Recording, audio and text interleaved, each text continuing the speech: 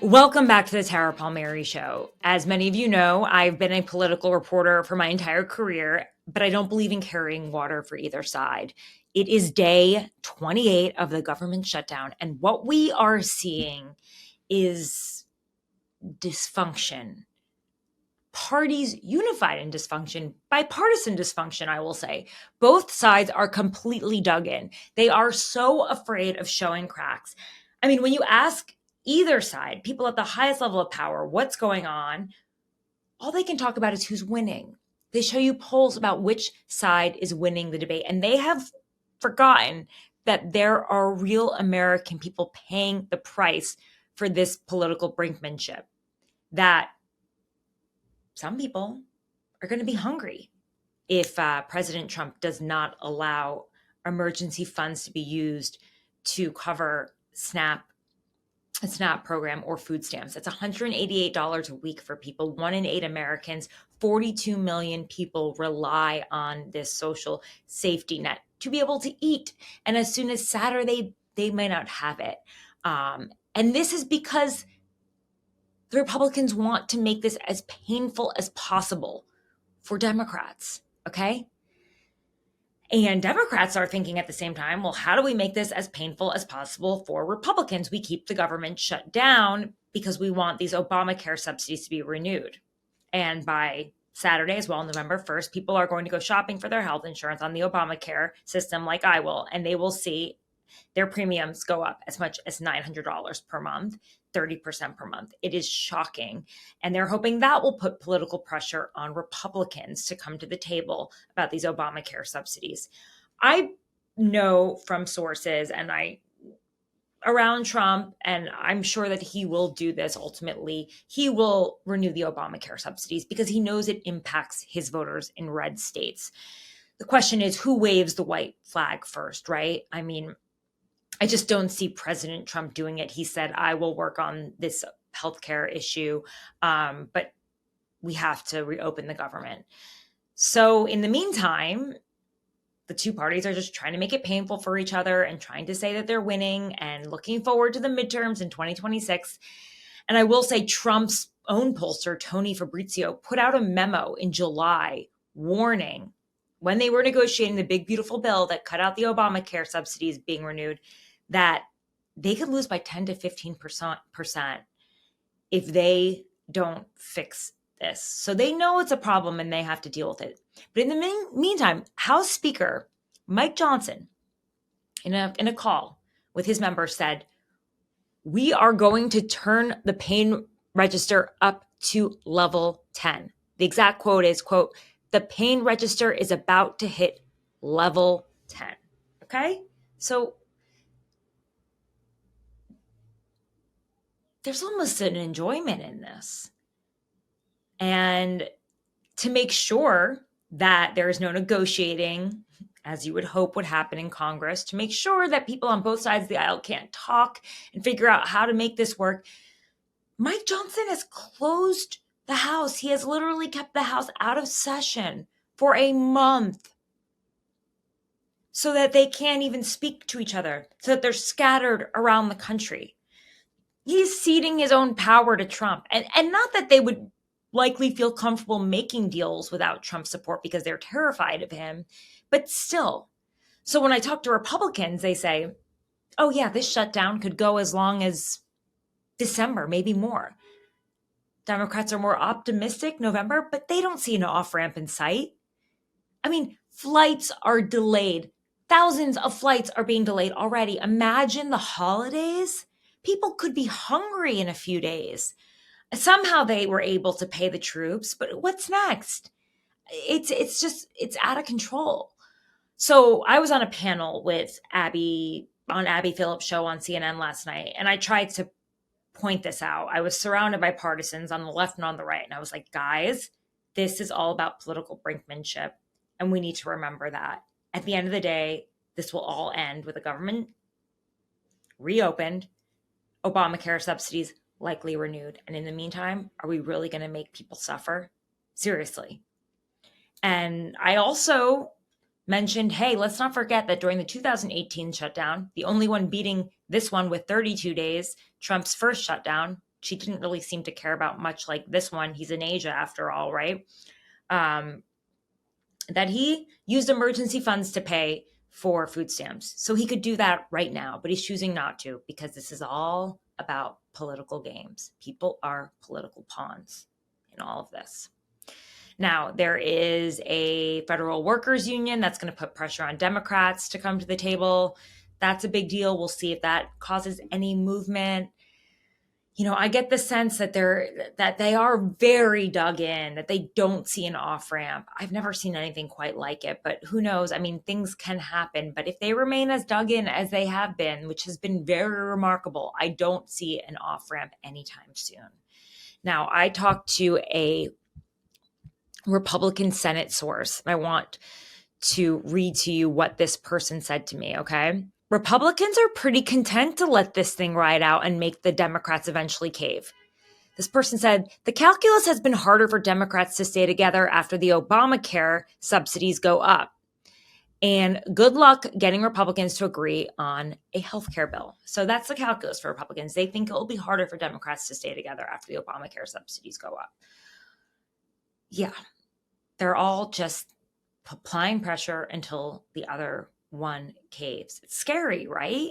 So I don't know when this will end, although I do think that Democrats are losing leverage every day, mostly because Republicans don't seem to care. Trump's checked out. He doesn't even really know the details of the bill, according to Democratic leader Chuck Schumer. That's what he said in a readout of his meeting with President Trump, that he didn't know the details. And what they really fear is that he's just bored by it and checked out. And the rest of the Republican members are in a stalemate around Trump and what he wants to do. So I guess we're all just on autopilot. This is a very weird thing to see Republicans calling for the government to be reopened. So they don't even really care. They don't even feel like the government is being held hostage by Democrats who are doing something that they don't normally do, which is using a shutdown for leverage. It's a very odd posture for both of them because, Republicans just don't really care about whether the government is funded. We're in very weird times. I tried to be the sane one at the table. We also talked about Zohran Mamdani. And, Republican leaders seem to be giddy that they're going to have a socialist foil in New York. But I think they've missed the point that Zohran Mamdani is bringing out tons of people, masses of people voting early. They're at stadiums watching him. He's a rock star next to AOC and Bernie Sanders. And I don't think it's because he has the word socialist in front of his name. I think it's because it's the populist message, a similar populist message that President Trump wrote in on, that the elites are not looking out for you. And he came in on affordability. And that's another issue that Republicans have. They ran on affordability. And guess what? Life is not any more affordable. Inflation is still high, the cost of living. If he can run on affordability and drive voters out like this, then Republicans have a problem. So they shouldn't be giddy. They should say, instead of socialist Zohran Mamdani, they should see the word populist in front of it, just like their leader, President Trump, wrote in on a populist message. And that means that there are problems for both parties. Well, I just hope you enjoy this show. It can get rowdy. Again, I tried to be the sane one, coming armed with facts and insider reporting, which you can find at the Red Letter, by the way. If you go to tarapalmeri.com, that's TARAPALMERI.com, you will get all my insider reporting exclusive straight to your inbox before anybody else. It's also a way to support independent journalism. I don't have any corporate boards or shareholders or anyone over me telling me what to write or what to do. I am getting the facts first without fear or favor and presenting them to you and letting you decide. I've been in this game for a long time. I'm pretty jaded by a lot of it, but I do feel like the only power we have in this situation is information. So I will give you exactly what I know without bias. And I hope you will continue to support this channel. Please leave comments about what you think I got right or got wrong. This is an open conversation, and take a watch of my appearance on CNN. Tonight, the shutdown is about to get desperately real. 40 million Americans who rely on food stamps will soon be without them. Is this an inflection point in the standoff? Plus, as MAGA insists there's a plan to get Donald Trump a third term, he's on board with it. I would love to do it. I have my best numbers ever. And he's not the only one to await 28. You're going to give it serious thought. Yeah, I'd be lying. Also, as AOC, Bernie Sanders, and the New York Socialist attract enthusiastic crowds, are Republicans and Democrats alike underestimating them? AOC's low IQ. Is truly the end of the Democratic Party as we've known it. And MRI mystery. Does the American public deserve answers on the president's health? Live at the table, Anna Kasparian, Harrison Fields, Neera Tanden, Joe Borelli, and Tara Palmeri. Americans with different perspectives aren't talking to each other, but here they do.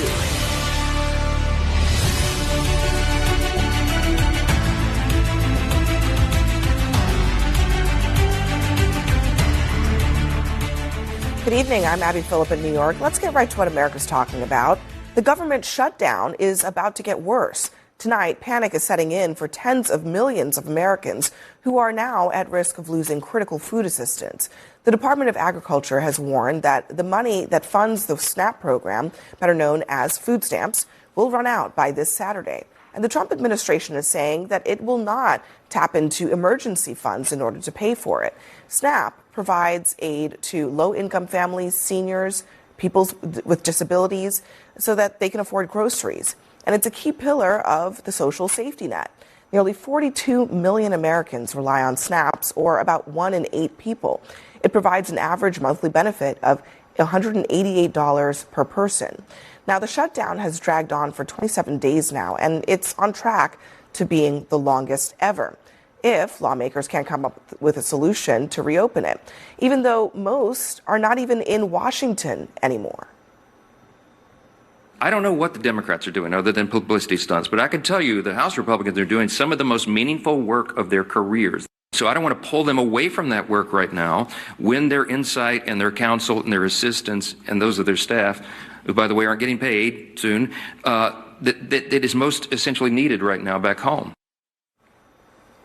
You know, this is the shutdown that could very well just not end because nobody seems to be that interested in ending it. But for Americans who are on SNAP, this weekend is going to be where they're going to have to face the reality that, honestly, $188 in this economy is not even a whole lot of money for food, but it's going to go away. I mean, luckily, we have the money to bail out Argentina to the tune of $40 billion.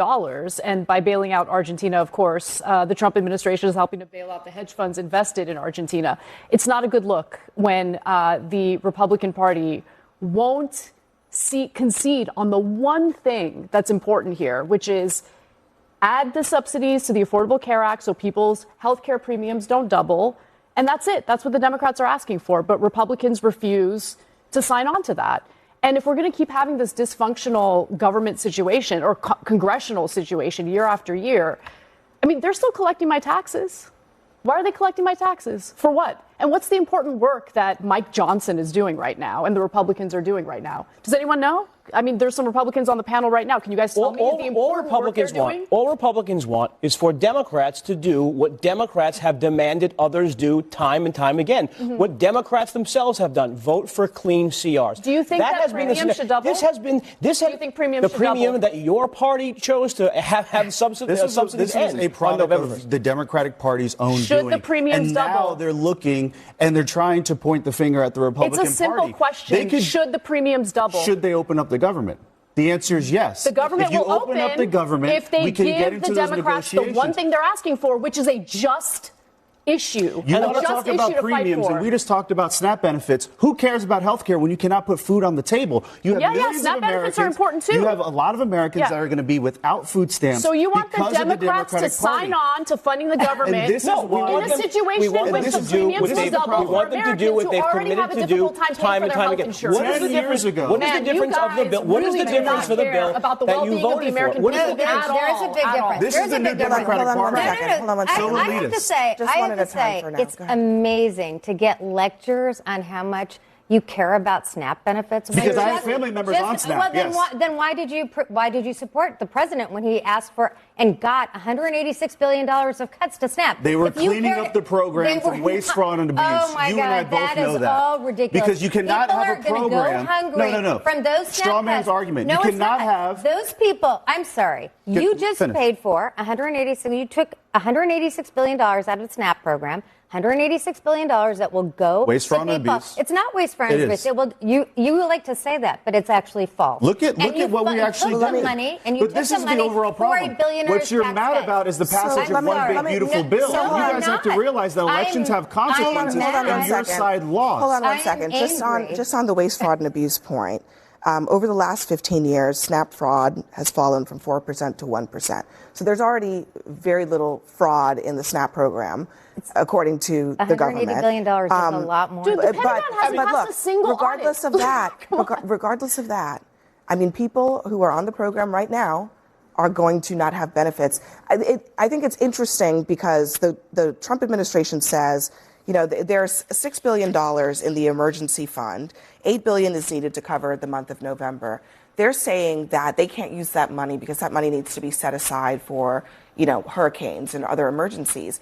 But they've been willing to move money around for all kinds for our of troops, other Abby, for aviation safety. All kinds of other. They've been willing to move money around for all kinds of other reasons. The question is, why not this one? Tara, let me let Tara have a moment. We have to all acknowledge that these are political games that are being played by both sides. Of course, it's politics. The Democrats could open the government tomorrow, but they are using an old Republican tactic of closing the government to have leverage right now. Who closed the government? This is the Democrats who closed it. Okay, but they are doing it for leverage. And the Democrats Republicans realize that the Democrats are not You have holding, the number so two now in the they are House. withholding SNAP You have the benefits, number which two they could House also Democrats do- saying that this is a leverage play. In 2018, they had the same It's risk. 2025. No, in 2018, they had the same risk of losing food stamps, SNAP benefits, and they went into another reserve to cover it during Trump's longest shutdown. Okay? And that was the Trump administration. And so the point is that both are withholding funds. You all are ignoring. You all are If they would ignoring. just sit down and actually talk let's just address what she said, because she's arguing, and I think there's good reason to believe that obviously there are political games being played here. Democrats are keeping the government shut down until they get concessions on health care. And the Trump administration, which in the past has used other funds to cover SNAP benefits, is not doing it now. Why? Okay, we have to step back for a moment. The Democrats have been getting rolled for the past 9 months by the President of the United States. They haven't had an answer for how to get after what the President has been doing, his historic agenda. So now they have their rally around the flag moment. We're going to stick it to Trump. Who they're really sticking it to is the American people. They're holding this government hostage for what? Let's just address. If you open let me up address the government, we can get to these negotiations about SNAP. Let me re-ask you the question that I asked you, which is that we know that the Trump administration of the past has been willing to use other funds to cover SNAP benefits. We know that the Trump administration of present has been willing to use other funds to cover other emergency needs for people that need to be paid. Why will they not do this on the issue of food on the table for children under 5, children 5 to 17, very clear of who's going to be impacted. Adults over 60 years old, people with disabilities?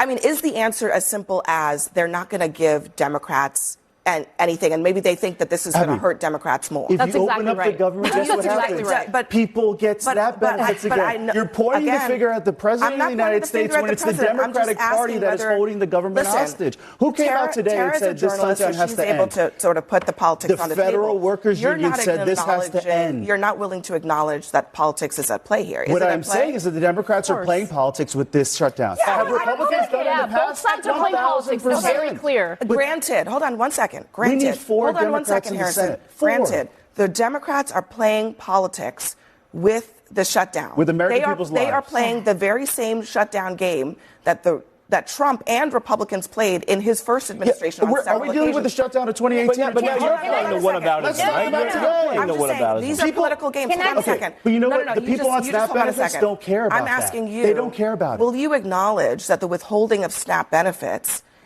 in this moment is something that Trump doesn't have to do?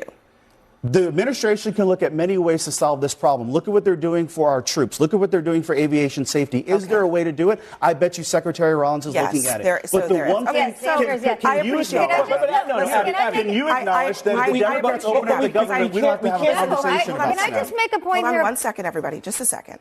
Let me just say, I appreciate that you acknowledge that there are options on the table. They're not being utilized. If you could acknowledge that the Democrats can open up the government and this problem won't be a problem. You don't think that one concession to Democrats is okay? Like just one concession, which is the subsidies for the Affordable Care Act, so premiums don't double. That's the one thing they're asking for. When we got people on furlough, one thing. Because we love that premiums are going to double. We love it. We love it. Like, let all these Americans suffer. I think they're really sad. Can I just say how I predict this will end?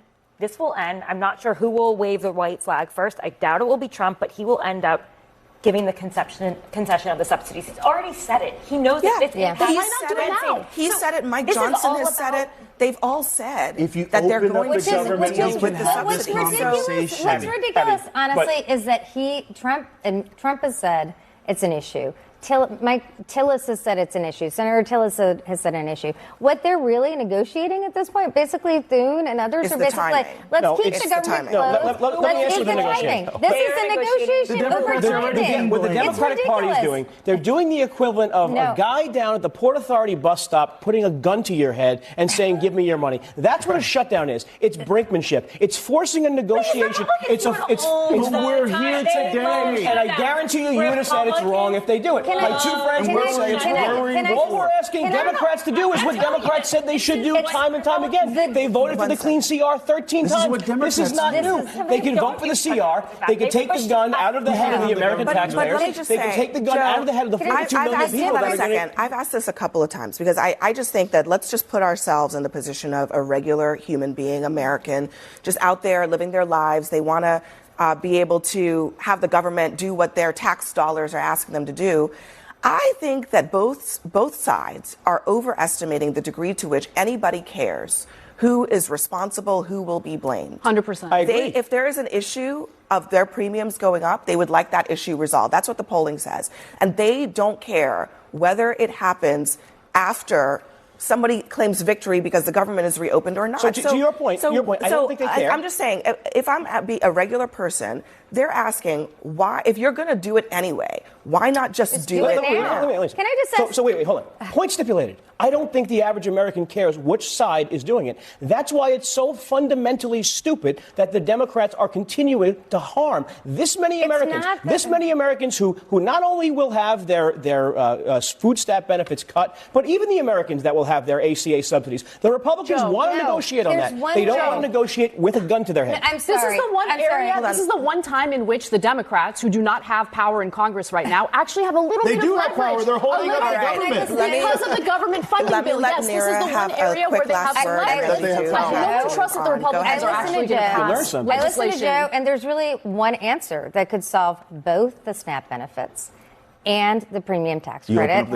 The truth is, you could just have an agreement. Exactly. Which is what increasing senators like Lisa Murkowski recognizes, that basically having Russ Vought cut things. But also, Tom Tillis said, let's do a 2-year negotiation. Let's do 2 years for the premium tax credit. So the truth is, there is a simple strategy here, which is they could resolve in a day.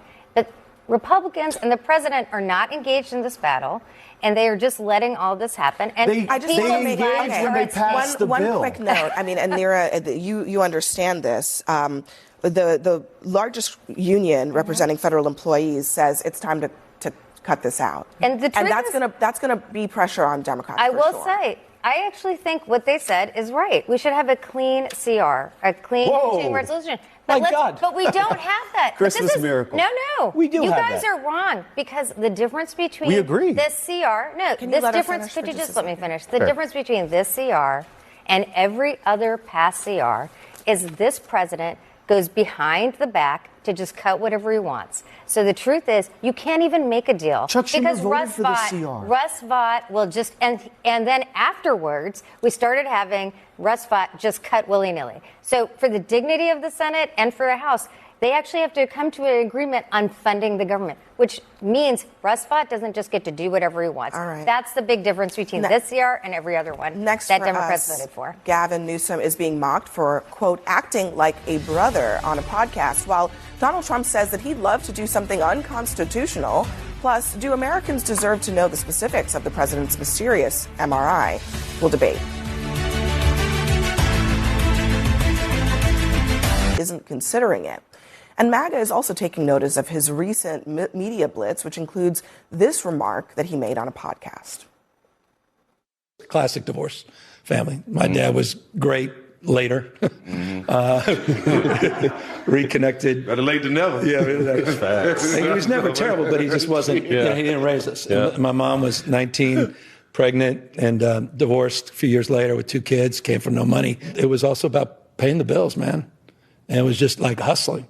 And so I was out there kind of raising myself, turning on the TV, started, just getting obsessed, sitting there with the Wonder Bread and 5 stacks of, it's like the White Stack Farm story.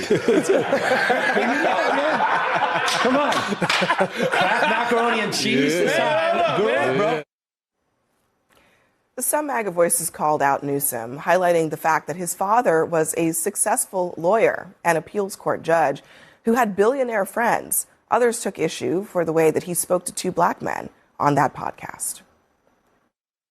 The white benevolent liberal is the most racist person I've ever seen in the history of this country, and many of them don't even know it. The condescending tone in which they address us is utterly ridiculous. They think they can now talk to 2 black basketball stars, and then all of a sudden, I'm a brother now too because I'm hip and I'm down. And to be honest with you, it's quite condescending. It's actually quite disgusting. You cannot think that we are beneath you, that you are going to carry us and pat us on the head and say, come along, young boy, and let me show you the ways of the white man. We don't need you to do that. Okay. Look, I think there's a lot to say about the Gavin Newsom of it all. It's probably a bit of a stretch to say that, whatever he described Newsom as is the most racist thing that he's ever seen, because there's been some racist things in this country's history. But, what do you make of Gavin Newsom's appearance on that podcast, trying to, get some cool points? He falls into the trap of Democratic pandering. This is what Hillary Clinton did when she carried hot sauce in her bag. No one believes that she carries hot sauce in her bag. She actually does carry hot sauce in her bag. She used to work for Hillary. She actually did carry hot sauce in her bag. The point is she panders, and if you... Okay, well, she was telling the truth there. And you also didn't believe her? A lot of black people, because they didn't vote for her. Actually, when you look at the numbers, I don't know that was... The trends were starting to move. Listen, I don't know. All I will say is that I don't know that was like a pander to black people. It was. And she changes her dialect. It's a thing that Democrats do. I'll pull up the tape. There's plenty of it. But the reality is you can do all the podcasts, but the people are looking at the policies. Yes. If you look at Gavin Newsom's policies, a lot of black Americans are not going to be running towards Gavin Newsom. If you poll black America, do you want to live in Los Angeles or you want to live in Miami? Guess where they're going? Miami. They would rather live in a state like Florida than a state like Gavin Newsom's California, day in, day out. I don't know about all that, but I will concede that Gavin Newsom's leadership in California has been a complete and utter disaster. As a Californian, I 100% have experienced he's out to lunch, right? Like, he changes his ideology depending on what he thinks is fresh and what's hip at any given moment.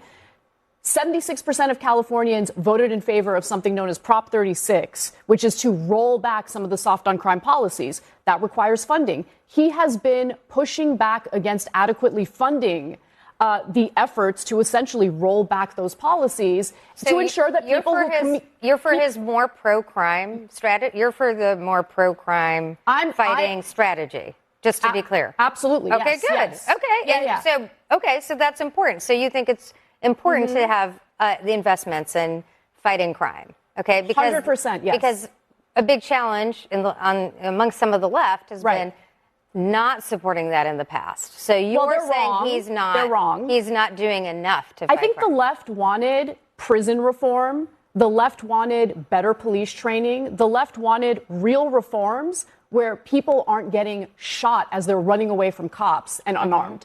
What we got instead is the premature closure of 4 prisons, Gavin Newsom is preparing to shut down the 5th state prison. As a result, the county prisons are full to the brim of inmates, basically. And then what they do is they end up releasing people early because they don't have room for them. So Gavin Newsom, and that's just one of the issues I have with Gavin Newsom. Another issue is $24 billion in California taxpayer money gone. It was supposed to help the homeless. It didn't help the homeless. It got funneled to all these nonprofits that squandered that money. So, can I just play one response to Gavin Newsom on that podcast? This is Adam Carolla talking about it, also a Californian. Here's what he had to say. He tried to sell that shit here too. Single mom and mean streets, tough upbringing. You should know his dad was lead counsel for Getty Oil. Getty's like the richest family in the country, maybe in the world, and that's where his dad was. His dad was a judge and a lawyer, right? Too. He's a world-class douchebag who has no personality other than the personality he perceives other people wanting him to have when he's in the room with them. Right. I mean, I have to say, this total bag on Gavin Newsom to me is a little surprising. I would say amongst Democrats, one of the things he is doing is there are Republican attempts to do these mid-decade redistricting, which people are really worried are going to overturn, basically rigging these elections. And he's put forward, he's actually responding with Prop 50, which is, I think, going to pass. And it's going to pass because he is demonstrating leadership on at least this core issue of democracy. So I'm sorry. Bring it on Schwarzenegger. He'll do what he did to Jake Tapper. School him. Texas. He's running these ads, and yet Californians 2-1 are moving against. How many Republicans represent any congressional district in New England? The answer, 0. 40% of them voted for President Trump. Phenomenal. That is a great statistic. Let's look at other states. Let's do it. The Dakotas or other places or Georgia. Yeah, they have one rep. This is a fascinating question. Just to go back to Anna's point, though, I think Anna makes a great point. A mid-decade redistrict, you're totally fine with mid-decade redistricting. You think it's okay for Texas? What law are we breaking? You're not breaking a law, but that is why. We are playing a game that you guys did for so long. And trust me, it doesn't take long.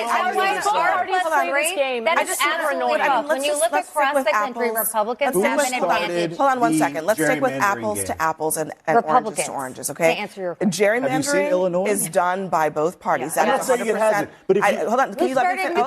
Hold on. Let me finish the sentence, please. Thank you. Gerrymandering is done by both parties, okay? That is a fact. However, the mid-decade nature of this redistricting is what is causing so much uproar, because there was a census that was done, there was redistricting that was just done, and now they're doing it again with the explicit purpose of getting more seats to stave off losses elsewhere in the midterms. So, look, you can argue about whether that is legal or illegal. Nobody's saying it's illegal. She's arguing that it's wrong. Many people argue that it's wrong. It's just a fact of what is happening. If it's so wrong, then why is Gavin Newsom playing the Republicans' game? Let me ask you about two wrongs make a right. Hold on. I don't want to go down the redistricting cul-de-sac here. Let me just talk about Gavin Newsom for just a second, because what he is doing is trying to run for president. Of course. And if you are trying to run for president, it makes sense to go on these podcasts and to show a different side of your personality. But then you also risk getting called out for inauthenticity, for kind of for glossing over parts of your story, like the fact that your dad was a very successful lawyer. But this is Gavin Newsom's problem. That is a problem. His problem is that he spends too much time trying to be cool and look cool. Remember, during COVID, he still had to look cool at French Laundry, having his dinner with his friends. I don't think he wanted to sound at that moment. But to Anna's point, she is a California Democrat, right? Bona fide California Democrat. Independent. Used to be. Someone who leans left. If she is not the base voter of Gavin Newsom going into a presidential cycle, who in God's name are the people that Gavin Newsom views as his core demographic? Yeah. Because they're all fleeing the state. They're moving away. Democrats might be underestimating how difficult it may be for Gavin Newsom to tell his story of California outside of California, especially to Southern Democrats, to the rest of the country, to the Midwest, I just think he's going to struggle. He is a coastal Democratic elite. Where is he? And he does not have a strong story of governorship. I have to say, he's not going to win New Hampshire. And he is very preoccupied with the podcast right now, one that he hosts himself. Yeah. I'm begging the Democratic establishment to just consider how much of a target-rich environment Gavin Newsom happens to be. Yes. Look at his leadership in the state of California. I know that he looks slick. No, he's a great snake oil salesman. Can I just say, I have to say, it's going to be an open field for lots of people are going to run. But I have to say, I find it very entertaining that people are basically attacking Gavin Newsom when Donald Trump, who's from New York City, who's like an attention machine, has become president of the United States. I think a lot of this, it is an open field. It's an open field, but I do think fundamentally, but what you saw the one is what thing you about got Trump, with let me him. just finish. No. One thing I don't think is what you saw is what you got with Donald Trump, but I do think an issue with Gavin Newsom is he attracts attention. Are we saying Trump doesn't say verbatim what he thinks at the moment he thinks it we're all saying the time? it changes. It says his core beliefs fundamentally change on a regular basis, and that is like a fact about Donald Trump. I think what we're hearing from here is actually a problem that you brought up. The Democratic establishment, which is no you, one's going to choose. You already have a Newsom 2028 bumper sticker on your car. That's what it sounds like. And you have to realize you have to get through a primary. He's not going to win South Carolina. He's not going to win New Hampshire. And it's great for us. But the one person we're not talking about, I'm sure we will, Kamala Harris. No one is talking about her. She's probably going to get into this race.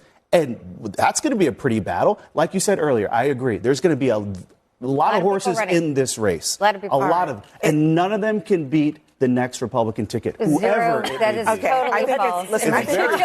It's too early keep it at 40% approval rating. It'll be easy. It's too early for all of that. You can see CNN's interview with Governor Gavin Newsom on The Story with Alex Michelson. It debuts tonight and will air every weeknight at midnight Eastern at 9 p.m. Pacific right here on CNN if you want the whole story about his potential run in 2028. Tune in. Next for us, as AOC, Bernie Sanders, and Zohran Mamdani draw crowds like this, AOC says that they aren't the crazy ones. Are conservatives and liberals underestimating the political power at play here? We'll debate next.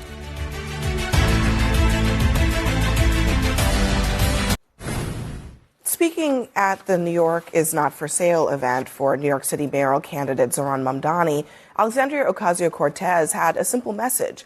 It's not us, it's them. We are not the crazy ones, New York City.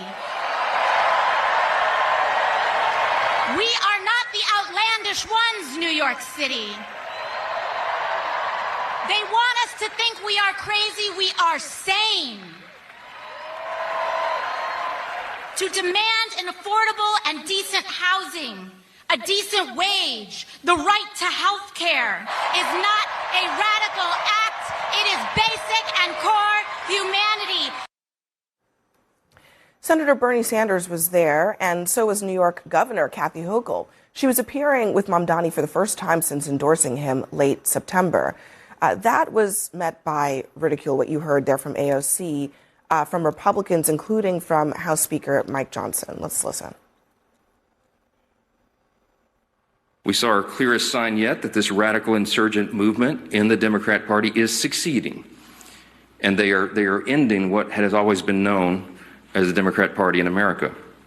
After a months-long pressure campaign from the far left, House Minority Leader Hakeem Jeffries finally relented. He gave in, and he gave his endorsement to the Socialist running to be mayor of New York City.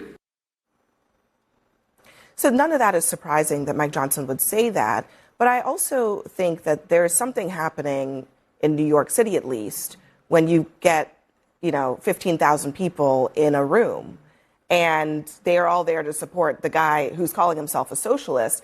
And that's not something that necessarily can be ignored. Look, Trump had 40-something thousand at MSG one night just a year ago, which was pretty impressive. But that crowd was impressive. And God bless him, right? You have a right to go to a rally.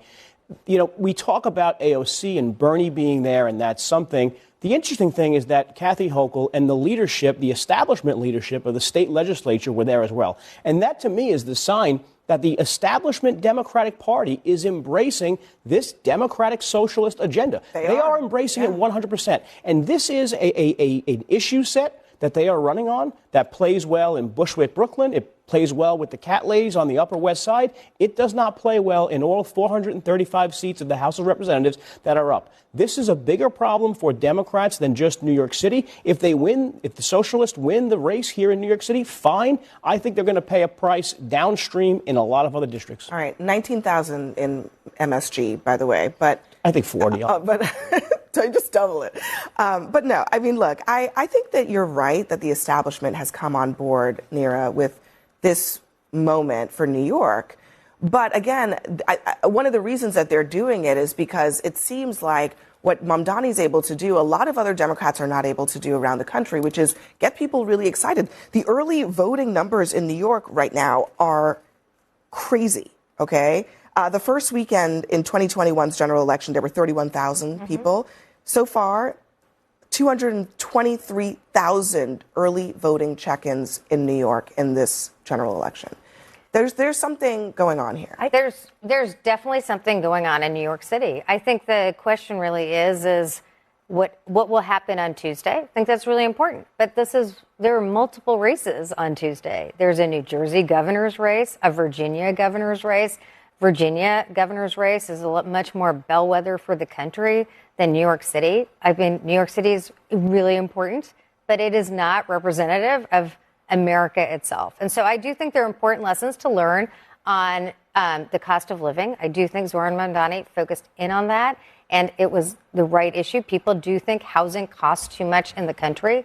But I also think, actually, when you're looking at the country, it's more important. It will be as important, if not more important, how Abigail Spanberger does or Mikey Sherrill does in states where you are running statewide, not just in your most urban area. Tara? I just think that this race, Zohran Mamdani, his messaging is all about affordability, which is smart. I mean, and I think that can affect both parties if they don't watch it soon. I mean, inflation is off the charts. The cost of living is insane. And if they don't seem to get the answers, from the Republican Party, we have to remember that there was always a crossover between the Bernie voters and the Trump voters. The populist message, it rings true. Doesn't matter who's saying it, okay? And somebody's got to bring answers. And he is now a shiny, bright object, and he's bringing people out. And I know it's a label of socialism, and it sounds crazy, but it's still the same populist message. But Tara, affordability is a problem. I think there's a fundamental. But affordability is a problem here in New York because of Democratic policies. Affordability is a problem in New Jersey because of energy policy. Grocery prices are up. Utility prices are up. Because in New Jersey, like you pointed out, New Jersey's energy policies have been crushed. Where is it cheap? Wait, where is it cheap to live in America? I want to know where energy is cheaper in New York than New Jersey because of Phil Murphy's policies. Phil Murphy turned off the energy spigot, and New Jerseyans are paying the price. People's energy bills in New York, they're moving out of New York. Where is it? Guys, just one second. I mean, Joe, you're right in the sense that New York is run by Democrats. Yes. So, yes, they're responsible for New York. But the country is feeling that it's expensive, that the prices are ticking up now. Inflation is heading in the wrong direction, not the right direction under Trump. And that is going to be still a central issue for the next midterm elections, not just for next Tuesday, but the next midterm elections and the presidential election after that. So the candidates like Trump and Zohran Mamdani, who are using populism to address that, clearly something is working. And Mamdani, just because he has a socialist next to his name, clearly voters are listening to the message more than they're listening. They're being sold a bag of goods that is just not going to come to fruition. If you look at Mayor de Blasio's, if you look at Bloomberg's, if you look at all of these Democrats who have ran the city, they promise the same thing and they never deliver. I have a brother in Queens. He's heard mayors since the 70s, since he was born, promise the same thing for the city. Guess what? You never delivered. The one mayor that actually delivered on something, Mayor Giuliani. What did he say he was going to do? Get the crime crisis under wraps. And what did he do? Crime deteriorated rapidly. And New Yorkers remember that. What Zohran is doing, this is a guy who's spoken vile about Jews, vile about the NYPD. It is true. What did he say about Jews? What did he say? From the river to the sea. Oh, please. You're going to talk about... Okay. But Hochul's charter literally says that they're going to pursue the Greater Israel Project and literally steal land from all these Middle Eastern countries. This is why you have rabbis telling their congregations to vote for This is the new Democratic Party Exactly. policy. This is the platform. It is a rejection of the establishment. That's what it is. Because the establishment has not actually looked out for anti-Semitic. That's what it is. Fundamentally anti-Israel. Please stop with this nonsense. I get called a fascist every single day. I can call you an anti-Semitic because it's exactly what you are doing. Wait, hold on. The Democratic Party has an anti-Semitic why? Because he doesn't want to visit Israel as the mayor of New York City? Is that why? He wants to arrest Bibi Netanyahu. He should be arrested. He's a war criminal. There you go. Modern day Democratic there you go. I'm right. Modern day Democratic He's wanted by the International Criminal Court. There's a warrant out for his arrest. Modern day Democratic Party. Next for us, why did President Trump get an MRI? And don't Americans deserve to know what's going on with his health? We'll debate that too next.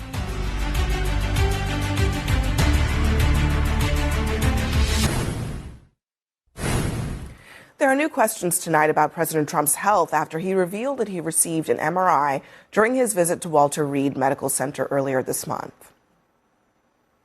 We had an MRI, and in the machine, the whole thing, and it was perfect. The doctor said some of the best reports for the age, some of the best reports they've ever seen. Some of the best MRIs you've ever seen. At the time, the White House described the visit as a routine yearly checkup. It was, though, his second in a matter of months. Trump received an annual physical back in April.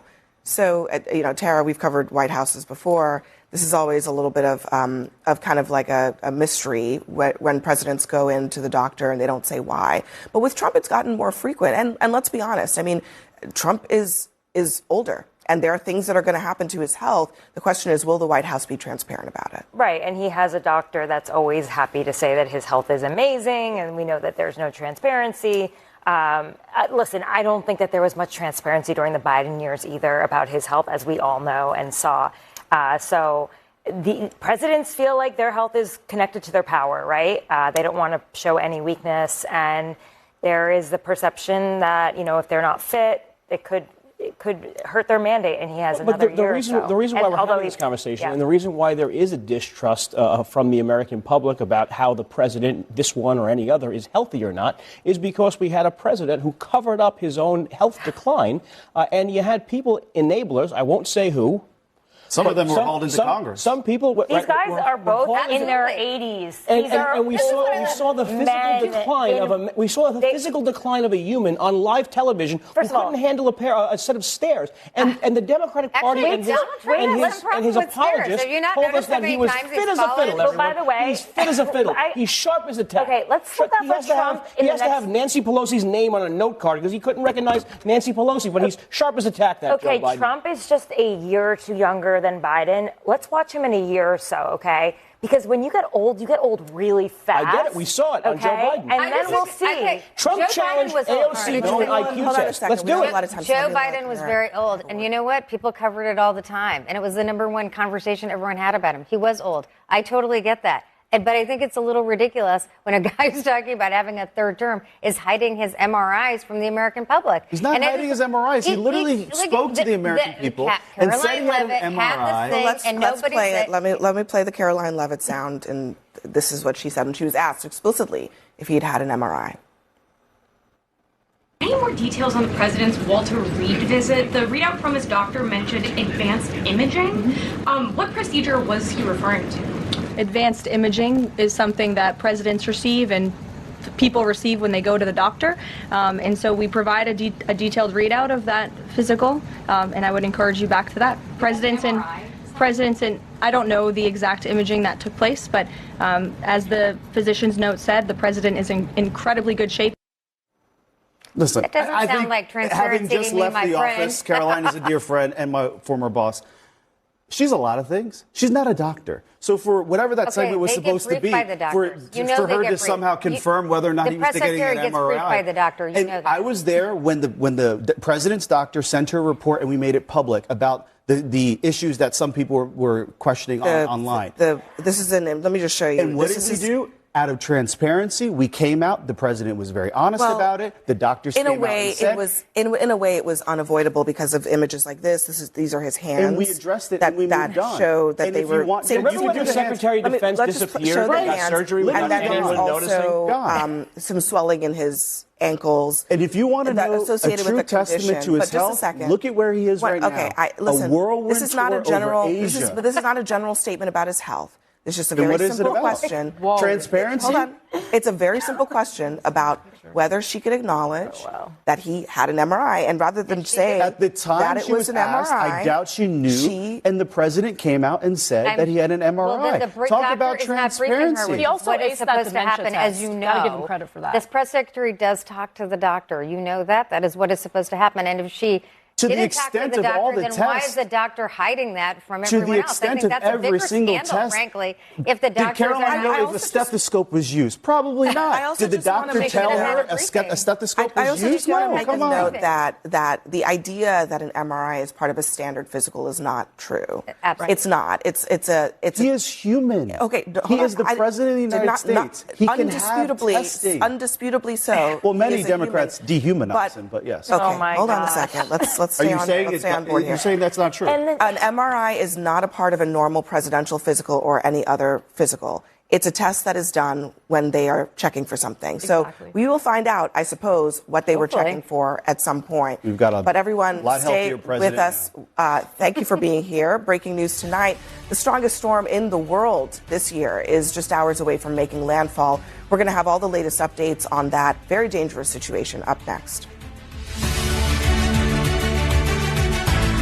That was another episode of the Tara Palmeri Show. Thank you for tuning in. You can support this show by rating, subscribing, following it, sharing it with your friends, leaving comments. Go to tarapalmeri.com and sign up for my newsletter, The Red Letter. That's how you can support my independent journalism by becoming a paid subscriber. I want to thank my producer, Eric Abinate. I want to thank my researcher and social media star, Abby Baker. I also want to thank Adam Stewart, who handles my thumbnails. Don't steal any of them. I'll be back again tomorrow.